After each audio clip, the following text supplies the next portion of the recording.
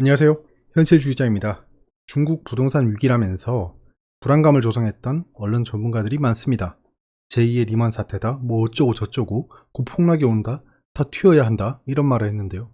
어떻게 됐죠, 지금? 일단은 이 사태에 대해서 이렇게 대비해보자라고 제안을 드리겠습니다.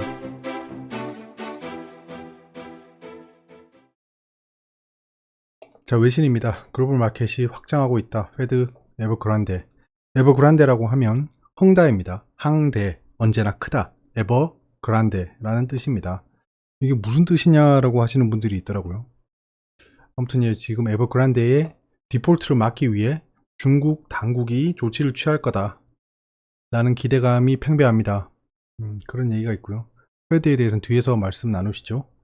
그리고 에버그란데의 본드홀더 채권 소유자들이 기대하지 않고 있답니다. 지급을 그 목요일 데드라인까지 페이먼트 지급을 기대하고 있지 않다, 뭐 이런 얘기인데요. 무슨 말이냐 하면 돈 낼 거란 거예요. 돈 낼 거다. 근데 이게 충돌하고 있답니다. 무어랑 리먼 모먼트, 리먼이랑 좀 다를 거다 라는 얘기를 하고 있습니다. US Initial Job Risk Claim, 자, 실업지수죠. 많이 올라갔다라는 겁니다. 그러면 3분기에 실적이 별로 좋지 않을 거다라는 전망이 나오고 있는 거죠. 그럼 지금 주식이 폭락하고 있어야 되는데 또 이 에버그란데 이슈 때문에 올라가고 있습니다. 달러가 회복하고 있다. 리스크 에피타일. 자, 위험자산 선호라는 거죠. 위험자산 선호로 인해서 달러가 되돌려지고 있다라는 겁니다. 오일 프라이스가 2개월치 최대치를 찍었답니다. 이게 이유가 타이 서플라이스라고 합니다. 아주 좀 따뜻한 공급이라는 거죠. 지금 이슈가 있는 겁니다. 어디냐? 걸프, 멕시코. 거기에 허리케인이 발생해서 공급에 대한 차질이 발생할 거다라는 이유로 유가가 상승하고 있습니다. 내신입니다. 빨라진 미 금리 인상 시기에 하는 추가 인상 재촉하나라는 겁니다. 요 간단한 제목이랑 그 타이틀, 서두에 시작하는 기사만 봐도 굉장히 재미있는 스탠스가 보입니다. 자, 보시죠. 그럼 미국의 금리 인상 시기가 빨라지고 있답니다. 그게 한은의 추가 인상을 재촉하는 거랑 어떤 연관이 있을까요? 보시면 미국의 통화정책 정상화의 속도가 빨라지고 있다. 빨라지는 게 아니고 사실 그냥 제 시간대로 가고 있는 겁니다. 페드는 만약에 테이퍼링 같은 걸 얘기할 때 페드가 테이퍼링을 하지 않을 수도 있지 않나, 이런 생각을 안 하는 게 좋아요. 생각해보면 정책 당국자들이 그렇게 말을 쉽게 바꾸지 않습니다. 특히나 기축통화인 달러는 그렇게 흔들리면 안 되겠죠. 근데 여기 보시면 여기에 중국 부동산 업체 헝다그룹이 대규모 부채 누중에 따른 파산 위기를 맞게 되면서 이까지 뭐 팩트죠. 일단은 나와 있는 얘기니까 전 세계가 코로나19 이후 지속된 완화적 통화 정책에 대한 경계감을 높이고 있다는 물음표인 거죠. 갑자기 이게 앞에 팩트 이후에 나오는 의견이 너무 이상한 겁니다. 저거랑 통화 정책에 대한 경계감을 높이는 거랑 무슨 상관이죠?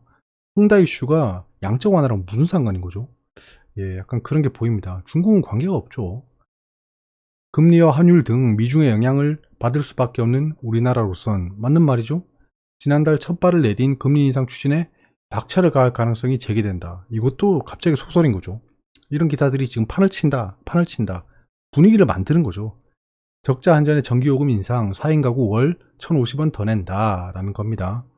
요것도 뒤에서 알아보시죠. 중국 시진핑 파산 초읽기, 헝다그룹 구세주로 나서나 라는 겁니다. 여기에 시주석은 지난달 공동부유 가치를 대대적으로 발표한 바 있다. 공동부유는 다 같이 잘 살자 라는 아주 그냥 공산주의적인 발언이죠. 그런 건데요. 여기 재밌는 게 있죠. 그럼 헝다그룹이 파산하면 공동부유를 이룰 수 있을까요? 약간 그런 생각이 드는 거죠. 미 페드가 올해 성장률을 7%에서 5.9%로 내렸답니다.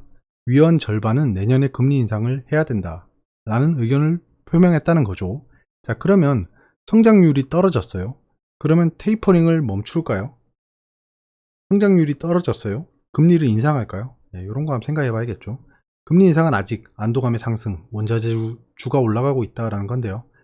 제롬 파월 연준 의장은 팬데믹 위기에서 경제를 살리기 위해 실시했던 비상지원책을 거둬들이는 첫 번째 조치, 테이퍼링이죠. 다음번 회의에서 나올 수 있다. 이건 나올 겁니다. 이거에 대해서 의심을 품을 이유가 없어요. 나올 겁니다. 테이퍼링에 대한 시작은 얘기할 겁니다. 그리고 테이퍼링이 2022년 중반에 마무리될 것으로 예상한다. 그럼 다음에 얘기하고 2022년 중반에 마무리하는 거예요.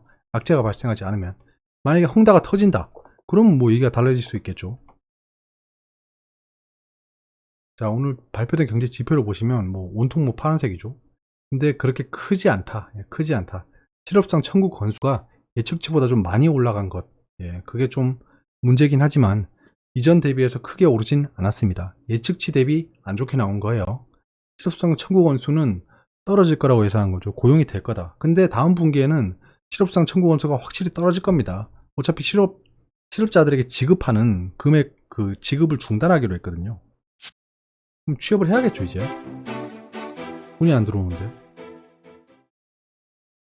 오늘의 주제는 세 가지입니다. 오늘은 오래 걸렸어요. 네, 정말 이 세 가지 주제를 얘기하는데 오래 걸렸습니다.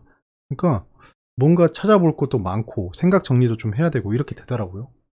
그리고 제가 종목 영상을 잘라서 올렸지 않습니까? 이거는 댓글을 반영한 겁니다. 길다는 의견이 있었어요. 왜냐하면 모든 종목을 다 관심을 가지고 있지는 않거든요. 본인이 관심을 가지고 있는 종목만 보고 싶은 건데, 그래서 사실 영상 하나를 찍고 편집하는데 시간이 좀 걸립니다.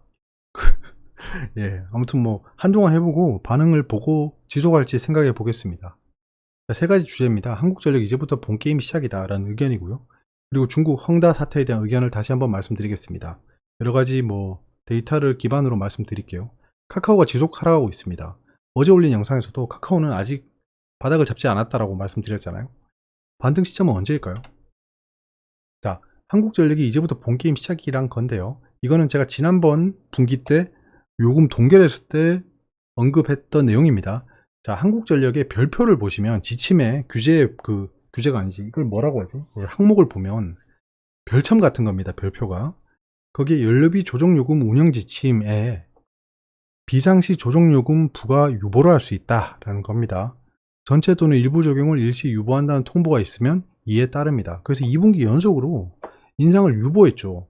그러니까 정치권에서 한전의 전기요금 가지고 약간은 좀 착시 현상을 불러일으키고 있었던 겁니다. 그게 이번에는 어쩔 수 없이 올린 거예요. 왜냐하면 지난 그 연료비 동결했을 때 기사입니다.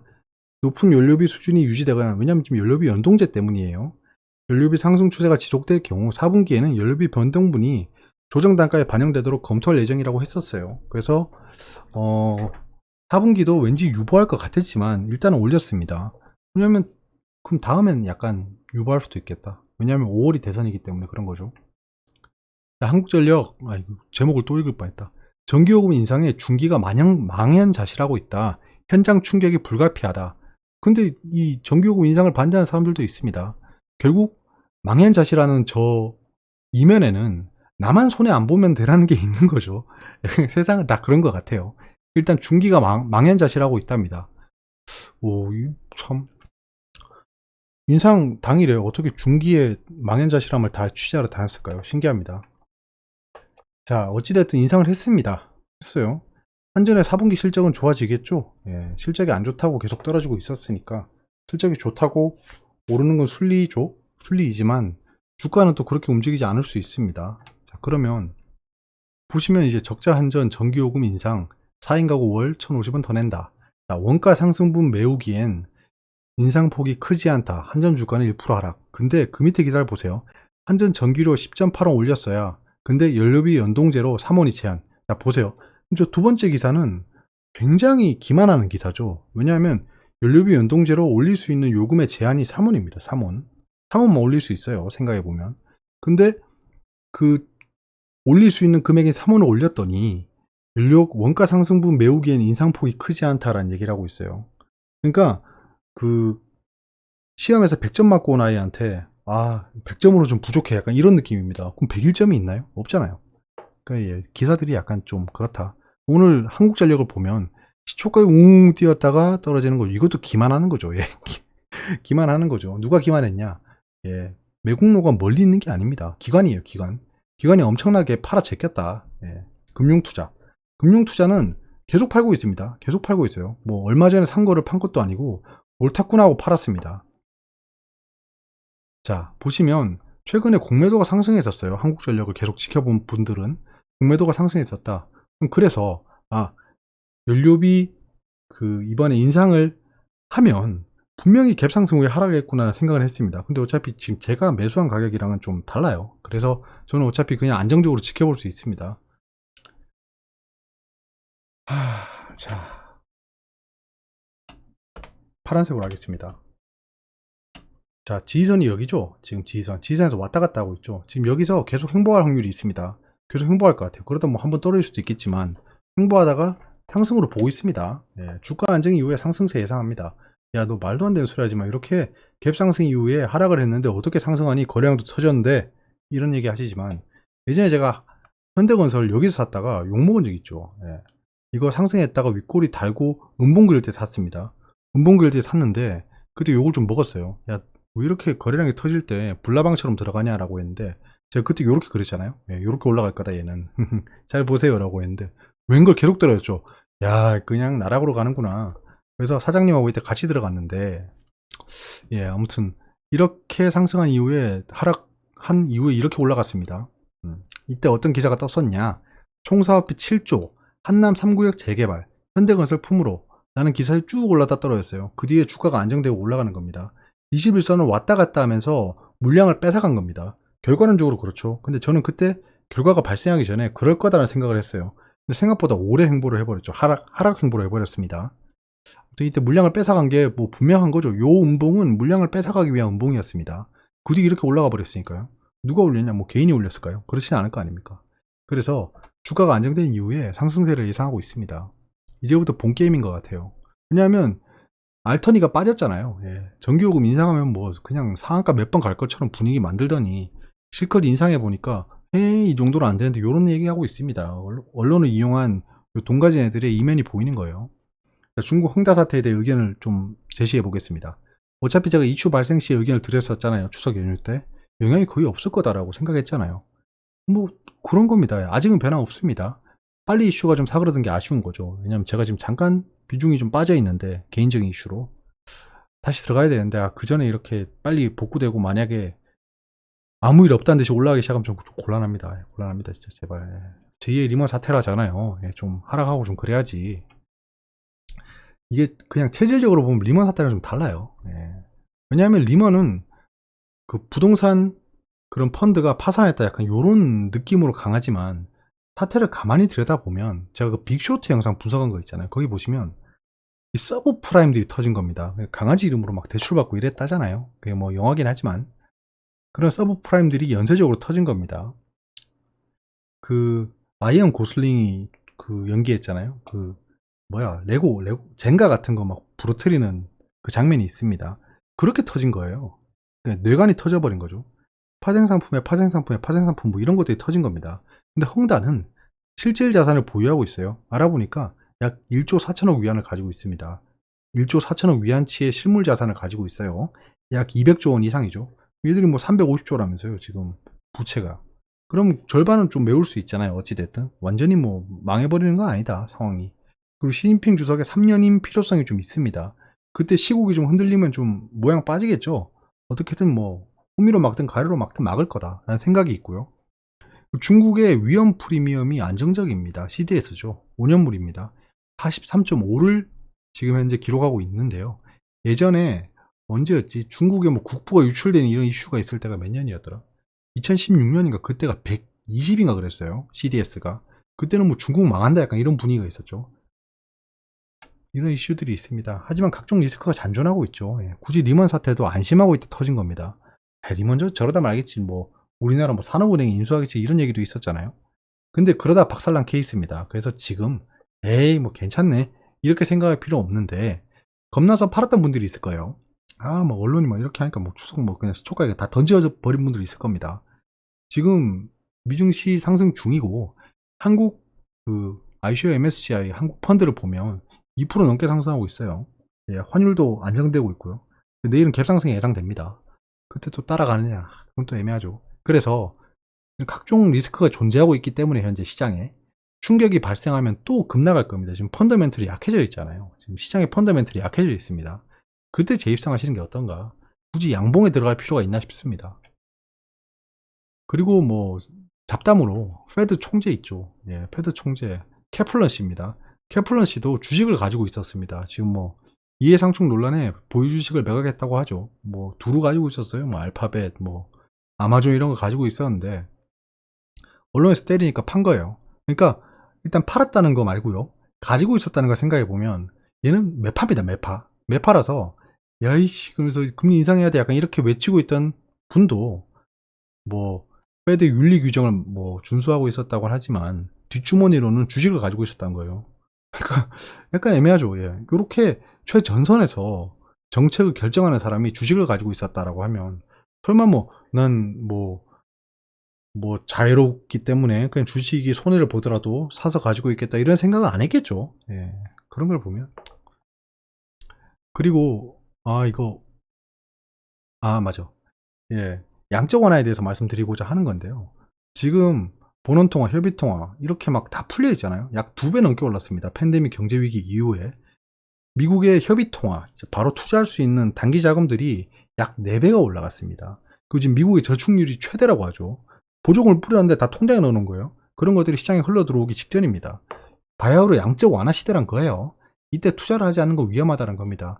요 장표는 제가 이번에 공모전 제출한 장표 중에 하나입니다.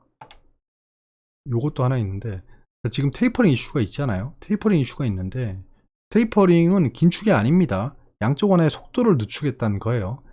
굴다란 걸 가늘게 만든다는 뜻이잖아요.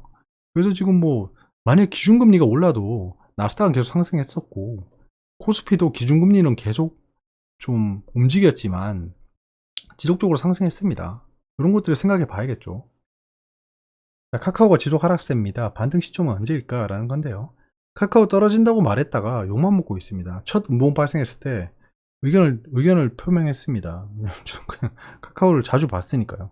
근데 이렇게까지 가파른 속도로 추세가 형성됐는데 단기 반등은 가능하겠지만 이게 찐 반등은 어려울 것 같다라는 의견을 드렸던 게 그냥 뭐 신묘한 얘기가 아닙니다. 신묘한 얘기가 아니에요.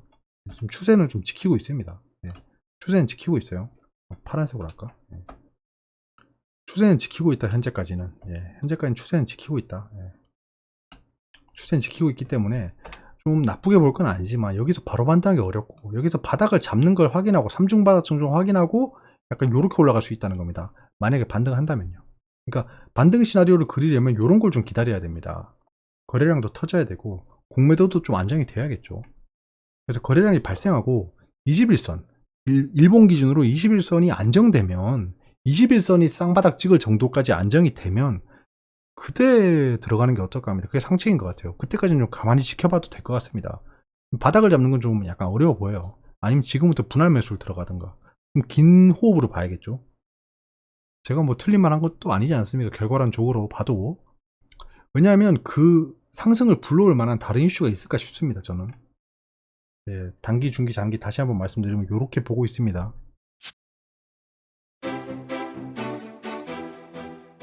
20분 넘으면 안 되겠죠? 빨리 끝내겠습니다.